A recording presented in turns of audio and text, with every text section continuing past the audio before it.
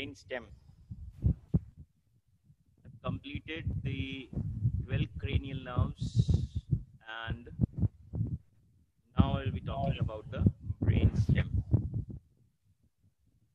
Brainstem, is made up of, from below it is medulla, then you have pons, and then the midbrain.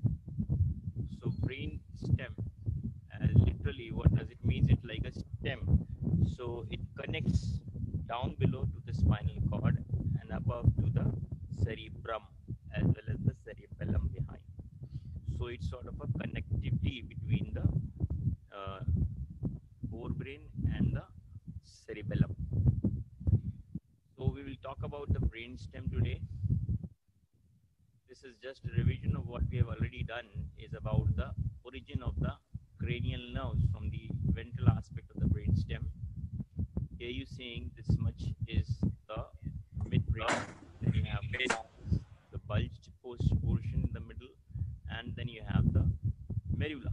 And dorsal to this, in the midbrain region, you have this cerebral aqueduct, and at the level of lower pons and upper medulla, dorsally, there is a dilated space, a tent-shaped roof. This is called the fourth ventricle, right? And this is all covered by the cerebellum. So this fourth ventricle continues down as the central canal of the spinal cord. Now about the nuclei of the different nerves, as you already know that there are two nerves that take origin from the brainstem. First and second, I already told you, that takes origin from the telencephalon, the forebrain. And the remaining 10 nerves, 3 to 12, they all take origin from the brainstem. And this is superior colliculus, then inferior colliculus. So superior colliculus level, you have oculomotor nerve. At the level of inferior colliculus, you have trochlear nerve. You can see the trochlear nerve winds behind laterally to emerge on the opposite side from the dorsal aspect of the brainstem at the level of the superior medullary velum. Okay, then they have this pons. In the pons, if it's asked what lies the it's the motor nucleus of the trigeminal. There's a sensory nucleus as well, but that is an elongated nucleus reaching into the midbrain in the form of mesencephalic nucleus. However, the superior, the main sensory nucleus, lies at the same level. Then you have the spinal nucleus, which goes down into the medulla and C1, C2 level of the spinal cord. So there is these two nerves that motor and sensory division of the trigeminal nerve that arises from the ventral aspect of the pons. Then you have this in the pontomedullary junction. There is abducent nerve, or the lower level of the pons. You can say it's abducent and facial. Facial, you see, is winding around like this, crossing the abducent nerve, from medial side. So this is the forming the facial colliculus on the floor of the fourth ventricle.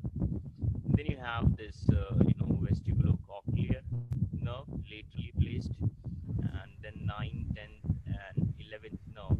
They have a lot of nuclei. Ambiguous is one, dorsal nucleus is the other nucleus, as well as tractus solitarius. Includes 7th, 9th, and 10th nerve. So these are different. You have been told about the different nuclei and the functioning components in the midbrain, extending from the open part to the closed part of the medulla.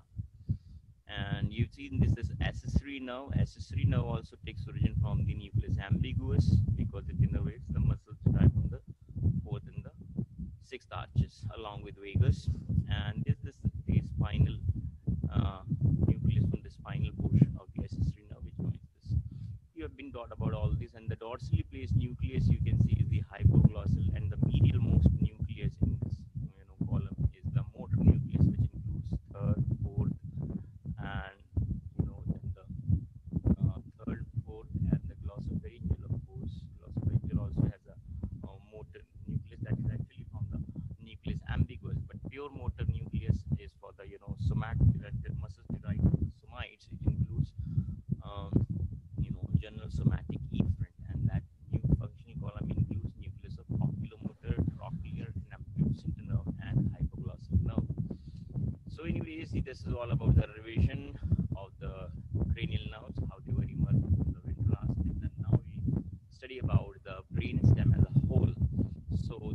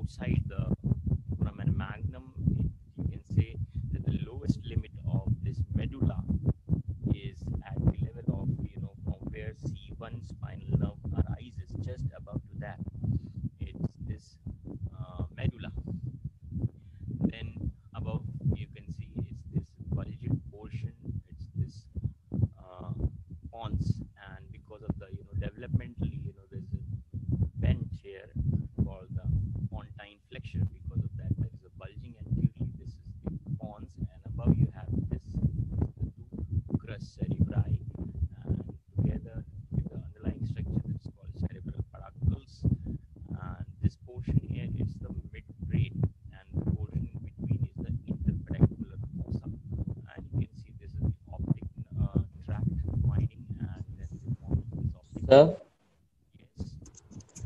Yes. sir, lot of students are complaining me for voice. Sir बहुत ही साफ भी नहीं आ रही है और बहुत ही हल्की आ रही है. अच्छा, पहले वाले लेक्चर में आ रही थी. यस सर, पहले में साफ थी. Wait, so much problems.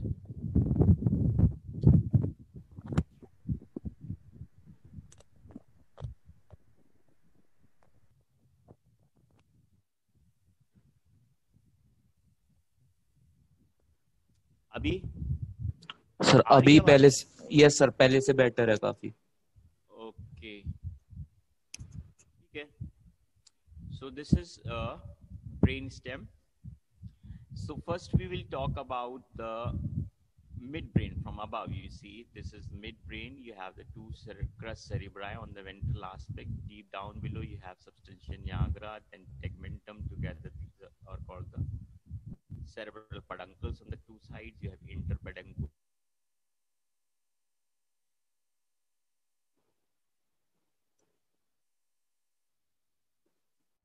substance, and you don't forget that it is the arterius circulus Willis, the circle of Willis, that also is placed here, and this portion rests over the diaphragma cilia, and you can see that these are the cerebral peduncles. On the medial aspect of the cerebral peduncle, there is a groove for the oculomotor nerve. From there, you can see medially these are the third cranial nerve that arises from the midbrain, and these nerves, these are the trochlear nerves. They are winding, they are emerging from the opposite half, and then decrescitating on dorsally at the level of frenulum velar, the level of superior medullary velum, and winds opposite side and emerges here lateral to the cerebral peduncle on the opposite side.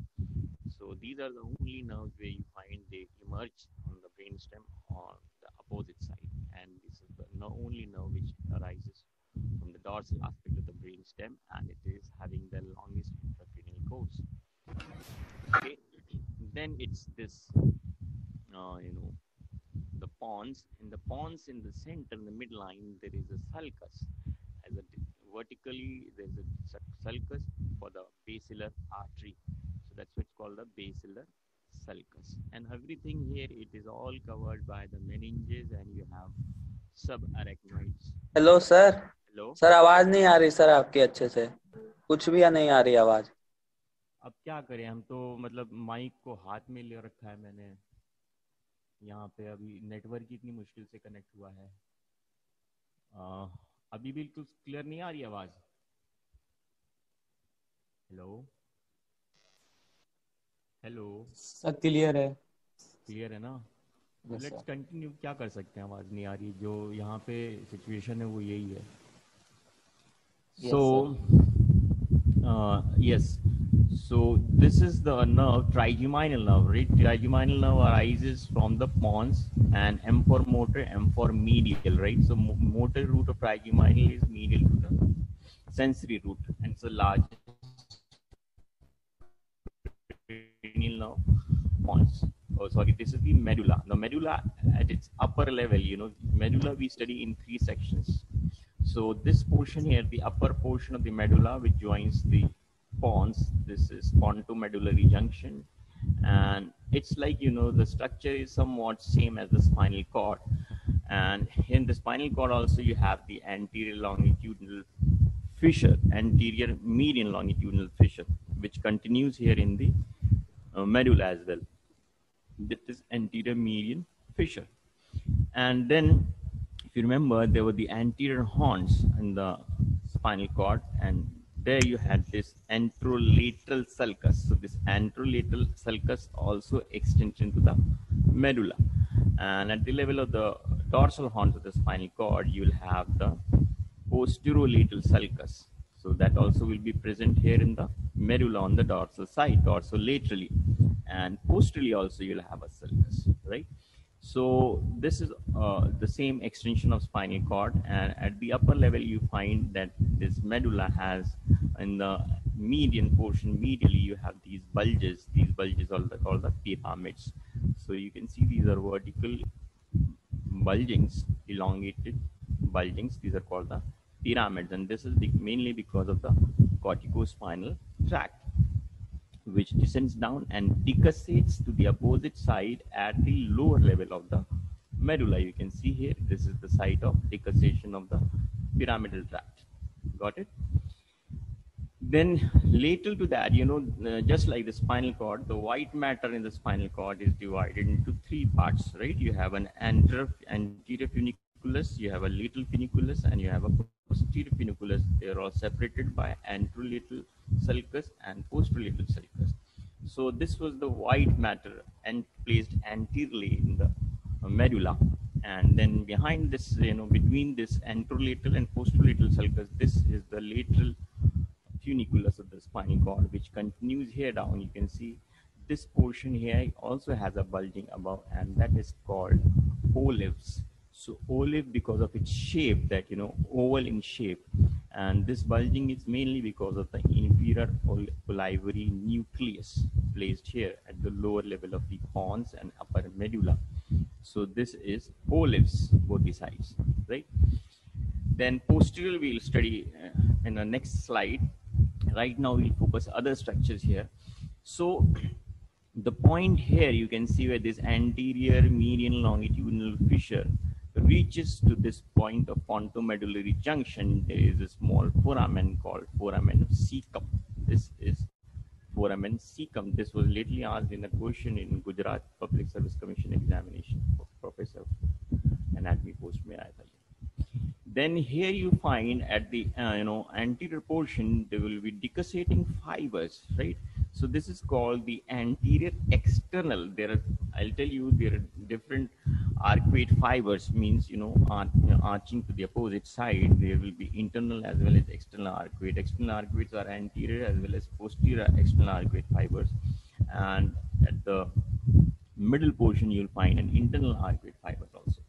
So here this you find is an anterior external arcuate fibers, and they decussate and then they cerebellum through the inferior cerebellar peduncles. Okay, this is the external arcuate fibers. Then now you find that this median longitudinal fissure level, you find there are fibers decussating to the opposite side, and this actually is the level of pyramidal decussation. Then in the anterolateral sulcus, as you know, this is the site from where the general somatic efferent nerve fibers emerge out in the spinal cord or the peripheral nerves, right? Motor nerves emerge out from this side and the sulcus, and that's why the hypoglossal nerve is a pure motor nerve for the muscles of the tongue, and the hypoglossal nerve emerges, you can see, by 10 to 15 rootlets. Now these 10 to 15 rootlets, they emerge in two sets and they join to form two rootlets, and the two rootlets together then join to form a single nerve, and when joined together at the level of anterior condylar canal, and then they emerge out as the hypoglossal nerve, and all of it is covered by the meningeal and the dural sheaths. Okay, then below to this hypoglossal nerve, where these are emerging, or you can say at the lower limit of this olives, you find is another band of fibers, right? Seen anterolaterally, these are the circumolivary bundle. Circumolivary bundle is also seen here, just at the lower limit of this olives, anterolaterally. Then on the posterolateral sulcus, that's the sensory inputs. From there you find, because no doubt that these nerves also have efferent components, but mainly these are afferent. So these nerves you'll find entering into the medulla on the posterolateral sulcus, and these are the 9th, 10th, and 11th cranial nerves. So once again, you remember that glossopharyngeal, joins with the help of 3 to 4 roots, while this vagus is easy to remember because 10th nerve, and there are 10 roots nearly to which emerge, or you can say join, reach the posterolateral sulcus. And then there are accessory nerve. Accessory nerve, has the cranial component, which is made up of nearly 5-6 rootlets, as well as these spinal nerve. This also takes origin from all the 5 spinal segments, above 5 spinal segments, and which re-enters into the cranium through the foramen magnum behind the ligamentum denticulatum, and then they together join, in the level of jugular foramen, and this nerve joins vagus at the level of inferior ganglion of vagus, in just at the brim of the outside of jugular foramen. So that's what you've seen, and you've got to know about the different external features of the brainstem on the ventral side. And here you again see that this is actually the pyramids. Learn these things. This is like the initial of the beginning of the brainstem. If you're not following the lectures from the very beginning, later on in neuroanatomy, it becomes a little tough. So keep on following regularly the previous lectures as well as the lectures being taught on a regular basis. Because if you skip the lectures, you will not be able to cope up with the further lectures. So keep reading. This is the pyramids, right? And I told you this is bulging because of the corticospinal tract. Then we are seeing here is the dorsal aspect of the brainstem, and in the dorsal aspect of the brainstem, what you are seeing is this is the level of the midbrain, right? And midbrain dorsally, I told you there were 2 colliculus, superior and inferior colliculus, right? And superior and inferior colliculus together are called the corpora quadrigemina, right? The corpora quadrigemina forms the roof of the dorsal aspect of the midbrain. And there are 2 nerves, a third nerve arises at this level and 4th nerve at the inferior colliculus level. The nuclei lie at this level in the midbrain, right? And just above to this superior colliculus, medianly, in the median plane, dorsally, you find is the pineal gland, which actually is also forming the roof of the 3rd ventricle, or you can say roof of the cavity of the diencephalon. So there's this pineal gland.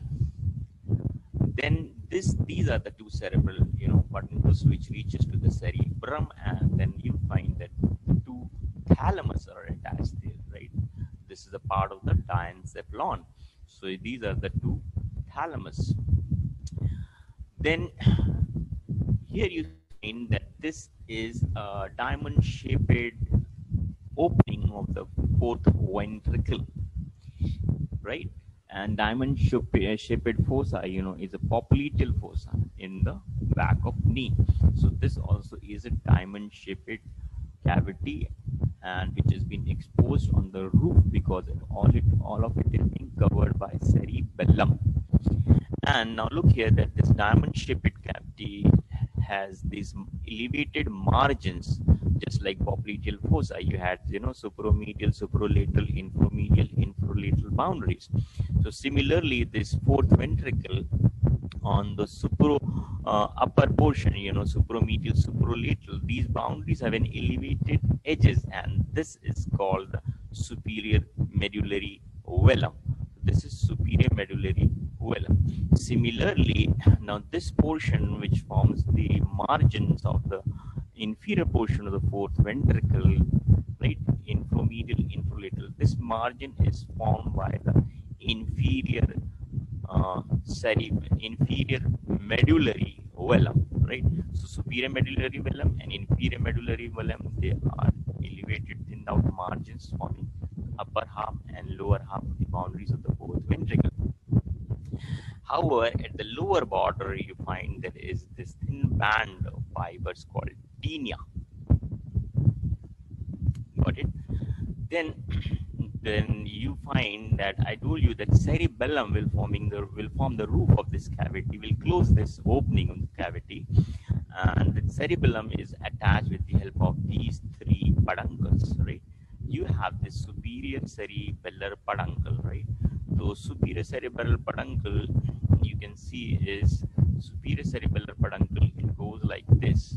It is, you can see it reaches. It's coming from the upper portion and reaches down there to to the cerebellum. Now this portion is middle cerebellar peduncle, and this is the inferior cerebellar peduncle, right? And inferior cerebellar peduncle is ascending up on the lateral side of the medulla. This is how. So inferior cerebellar peduncle connects the cerebellum to the medulla and middle to the pons, while the superior cerebellar peduncle reaches to the midbrain. Right, so this is how the cerebellum is attached to the three different portions of the brainstem on the dorsal aspect. Now you can see at this point where these two superior medullary velum meet, there is this portion called the frenulum veli, and from the opposites, from the two sides, you find this trochlear nerve emerges on opposite side. If it's like, you know, the right side, then this nerve is the left trochlear nerve, and if it's the left side, then it's the right trochlear nerve, which emerges out after decussating there and then reaches on the opposite side. And you can see it crosses the superior cerebellar peduncles and then the cerebral peduncles and or the crus cerebri to reach onto the ventral aspect. Then in the median plane, this median plane is right continuous, right? Median sulcus is there in the floor. Now we're talking about is the floor of the fourth ventricle. You find the median sulcus, and you have these facial colliculus. Remember, in the floor of the fourth ventricle, there was this nucleus of abducent nerve, and where there was this seventh nerve winding. So to the nucleus of abducent nerve, giving a bulging here. This is called facial colliculus, and the movement, remember, is called urobiotaxis. There is this two peeping out nuclei, and these are called locus ceruleus. On the upper portion of just adjacent to the median sulcus, you find is locus ceruleus. Then somewhat in the middle portion, you find two stria-like bands running on the opposite sides transversely, and this is called the stria medullaris, or external arcuate fibers, posterior external arcuate fibers called the stria medullaris. Remember, I told you when I was teaching about the front or the ventral aspect of the medulla, there I told you there was this at the upper level, there was this anterior external arcuate band. Similarly, on the posterior aspect, there is a posterior external arcuate band, and this is called stria medullaris. And remember, in this in this level of the medulla, deep inside, there were elongated nuclei of the cranial nerves, which were extending from the open. This much portion of the medulla is said to be the open part, and this is all the closed portion of the medulla, where you find only the central canal, right? So medulla, there were a lot of nucleus. Remember, the vertically elongated nucleus, one of them was the dorsal nucleus of vagus, right? And why dorsal? I repeated this word. Dorsal means this is the nucleus which is placed most dorsally there in the medulla, and that's because you find that there is an impression, there's a triangular impression here in the midplane, and this is called vagal trigone. Vagal trigone. This is area for the vagus nucleus down below, right? So dorsal nucleus of vagus is placed very much deep inside this medulla, which gives an impression here on the floor of the fourth ventricle. And the median placed median most functional column, remember, is general somatic efferent, and among that there was this hypoglossal nucleus, which was also an elongated nucleus. So you find is another trigone here, that is called the hypoglossal trigone. So vagal triangle, hypoglossal triangle, right? And on the lateral sides, remember, the littlemost nuclei and the littlemost functional column was special somatic afferent, and that included fibers from the vestibular and cochlear nerves. So this is the lateralmost area is the vestibular area, right? Vestibular area, hypoglossal area, vagal trigone, these are all impressions of the nuclei embedded down or buried into this floor of the fourth ventricle. Okay, so if it's said like what is called obex, now this fourth ventricle ultimately shrinks, or you can say constricts in a funnel-shaped manner, and then continues down as the central canal of this spinal cord. Initially, it's the central canal of the medulla, then continues the central canal of spinal cord. Now, the portion where the point where this fourth ventricle joins the central canal, that point is called obex. This is the point where fourth ventricle continues as the central canal. Remember that this point is obex. Okay. Just above to that, there is another area called area prostrema. Right? I'll tell you all about this while we're discussing about the cross sections later on.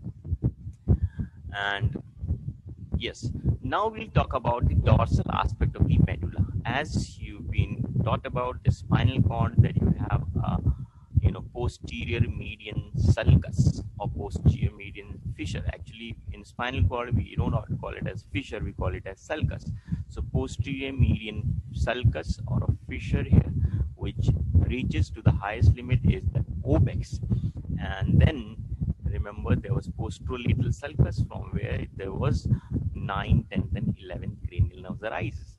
So between the posterior median sulcus and the posterolateral sulcus, there was this posterior white matter of the spinal cord called the posterior funiculus. That's posterior funiculus. Now, if you remember the PS of spinal cord, there was this posterior funiculus from the two sides, and together in that forms the dorsal column, dorsal tract of the spinal cord. And there you had another sulcus in between, and the sulcus in between, this is a posteromedian and posterolateral sulcus. So in between there was sulcus, and which was dividing the posterior funiculus into median and lateral portion. And so the medial portion was forming the fasciculus gracchalis, or the tract of Gall. And when it reaches above at the higher level of the medulla, there was this nucleus gracchalis. So this fibers, these are the ascending tract, which was carrying proprioceptive fibers. And remember, these were the first order neurons. They haven't relayed yet in the dorsal horn of the spinal cord. They were the first order neurons reaching up, and that's why these neurons are said to be the longest neurons in the human body. Remember, from the little toe, from the greater toe, these are the neurons which reach into the medulla. And then they relay here in the nucleus gracchalis in the lower half of the body. Then from the upper half of the body, the fibers ascend up, and that forms the tract of fasciculus cuneatus and tract of Burak. This is the tract of Burak, and there you find the upper level, deep below, is a nucleus of cuneatus. So because of those underlying nucleus, on the dorsal aspect also you find these are the bulgings, and these bulgings are called gracile tubercle and cuneate tubercle because of the nucleus underlying this. Okay, then this is the posterolateral sulcus, right? From the posterolateral sulcus, 9th, 10th, and 12th cranial nerves will be arising. 9th, 10th, and 11th cranial nerves, not 12th. 12th is something which is arising ventrally. So 9th, 10th, and 11th nerve arise from here. Now another thing you notice that this lateral to the cuneate tubercle, there will be another tubercle at the upper level, and that is called accessory cuneate tubercle. Now, accessory cuneate tubercle is because of a nucleus underneath, and that is called accessory cuneate nucleus. Because if you remember about the spinocerebellar tracts, right? So spinocerebellar, you've been taught about the ascending tracts, right? So spinocerebellar tract, there were two of them, like have a ventral spinocerebellar and a dorsal spinocerebellar. Both were carrying unconscious proprioceptive sensations from the body, especially in the lower, from the lower limbs. The dorsal, D for dorsal, D for down. That's how I make you remember this. Dorsal spinocerebellar tract, both of them, let me tell you, reach to the ipsilateral cerebellum. So dorsal spinocerebellar was carrying, unconscious proprioceptive sensations from the individual muscles of the lower limb, and from the ipsilateral funiculus of the spinal cord on the same side, it reaches up to this medulla, and then from the inferior cerebellar peduncle, it reaches to the cerebellar hemisphere of the same side.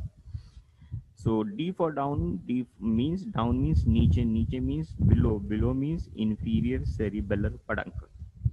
Now the ventral spinocerebellar tract, although decussate in the spinal segment, the same segment to the opposite side, then it ascends on the opposite lateral funiculus and reaches to the level of, this upper portion of this midbrain there, and because there is a superior cerebellar peduncle, so it winds around the superior cerebellar peduncle and then reaches to the same side after winding around the superior cerebellar peduncle, reaches the same side, and then enters the same ipsilateral side of the cerebellar hemisphere through the superior cerebellar peduncle. That's how the two spinocerebellar tracts were taught to you. And remember, both, this dorsal spinocerebellar were taking sensations from the individual muscles, and ventral spinocerebellar tract were carrying sensations from the lower limb as a whole. So it means your unconscious proprioceptive sensations are being carried so that you can stay alert, you can walk without thinking about your movements, and you can easily balance. So all of it is for maintaining balance and posture of the muscles and your body. So there was this thing left out for the upper limbs. Hello. Please unmute. Please mute yourself. Yes, sir. Please mute yourself. Yes, sir. Okay. So this type of unconscious proprioceptive sensations from the upper limb was left out, because both these spinocerebellar tracts were carrying sensations from the lower limb. So the unconscious proprioceptive sensations from the upper limb are reaching to this nucleus, and that's called accessory cuneate nucleus, which is placed lateral to the cuneate nucleus. Nucleus cuneatus is down below the cuneate tubercle, and just lateral to that is accessory. And so fibers from after relaying here, they will reach to through the inferior cerebellar peduncle to the same side of the cerebellum. I hope you got to know this.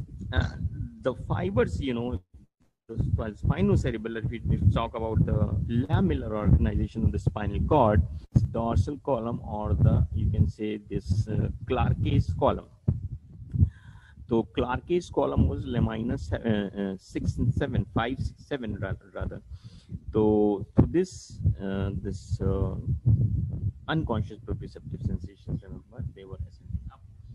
So that was about this nucleus, and there you find posterolateral sulcus. Down below is another prominence, or you can say elevations, and this is called tuber cinereum.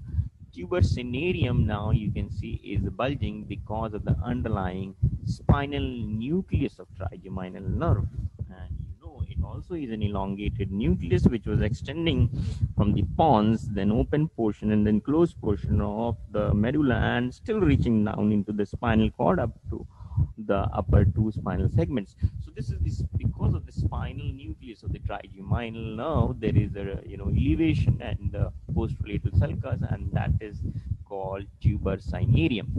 Got it? So these are the different words. You keep on listening, reading, so you have this idea, because further when you study further, these terms will confuse you if you're not studying regularly. So you have got to know all the mentioned structures here on the dorsal aspect of the brain stem. So I believe you have got to know, and these are the sections, that was what you saw in the previous slides. They were all about the external features of the brain stem. Now, to study about the internal features of the brain stem, we study it by the help of the cross sections, the transverse sections of the brain stem at different levels. So remember that this you can see is a transverse section of the spinal cord, and then medulla actually we study in three sections. Medulla we study in three sections. One at the lower level of the lower portion of the medulla, a transverse section at the level of the pyramidal decussation. Got it? Then the second section of the medulla will be at the mid of the medulla, right? And at the middle portion of the medulla, you find is this decussation of the dorsal column, the fibers running the dorsal column from cuneatus and gracile nucleus, and they decussate at this level to form the this medial lemniscus. So that decussation here is called the internal arcuate fibers, or the area of sensory decussation. So remember the sections we take now, the middle section is called the section through the level of sensory decussation, and this is the section of motor decussation at the lower level. At the middle level it's sensory decussation. Now at this level, at the upper level of the medulla, when you take a section, the important feature is that you find that the central, here in the two sections you will find the central canal, but here you don't find the central canal because now it gets exposed on the posterior aspect in the form of floor of the fourth ventricle. So this is one feature which makes you identify about the upper level of the medulla, as well as you find on the two sides the cut section of the inferior cerebellar peduncles, right? As well as important aspect, the largest gray matter you find here in the form of inferior olivary nucleus, although this nucleus you find better in the section of pons at the lower level, right? So these were the sections of medulla. Then these are the sections of, you can say, actually upper portion of the, they have taken two sections. Okay, you have taken section below to the origin of vagus, and here they have taken a section from, you can see that vagus is also arising, and then two sections from the pons. There will be two sections, right, at the level of this trapezoid body, and you can see this is the floor of the fourth ventricle, which is the dilated portion of the fourth ventricle at this lower limit of the pons. And then you find it's the upper portion of the pons, which is the closed portion of the upper limit of the fourth ventricle, which is closed above by the superior medullary velum. And then you find the two sections of the brainstem. One is at the level of inferior colliculus, and the upper is the level of superior colliculus, as well as the important feature at the upper level is the red nucleus, right? And here the another important feature is the feature of tegmental decussation. Okay, so this is all about the different sections. We'll study the internal structure of the brainstem in transverse sections. Okay.